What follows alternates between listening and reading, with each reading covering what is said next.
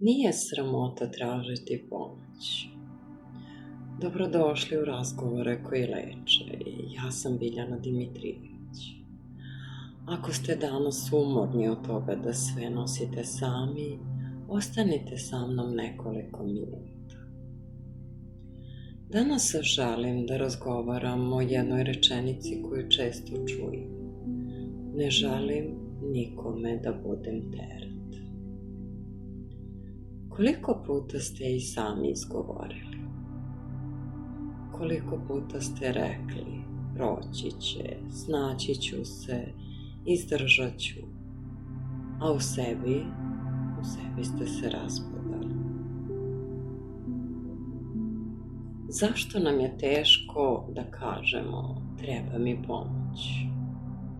Možda zato što smo naučeni da vredimo samo kada smo jaki, kada sve možemo sami, kada nikoga ne uznemiravamo, kada od nikoga ne tražimo pomoć. Ali znate što sam ja naučila kroz svoj život? Najhrabriji ljudi nisu oni koji ćute. Najhrabriji su oni koji imaju snage da kažu: danas je teško. I sama sam prošla kroz periode kada sam mislila da moram sve sam, da niko ne može da me razume šta osjećam. Ali život me je naučio da ponekad jedna iskrena rečenica, jedan razgovor, jedna pružena ruka mogu promeniti mnogo. To ne znači da će nestati svi problemi, ali više nećeš imati osjećaj da nosiš sam. Kada radim sa ljudima, često im kažem: ne morate biti savršeni da biste zaslužili podršku. Dovoljno je da budete iskreni. Danas vas pozivam da uradite jednu stvar. Razmislite. Koja je osoba u koju verujete? Možda je prijatelj, možda član porodice, možda neko ko je oduvek tu da vas sasluša, ali vas ne osuđuje. Pošaljite toj osobi poruku. Ne morate objašnjavati sve. Dovoljno je da napišete: volela bih da popričamo kada budeš imao ili imala vremena.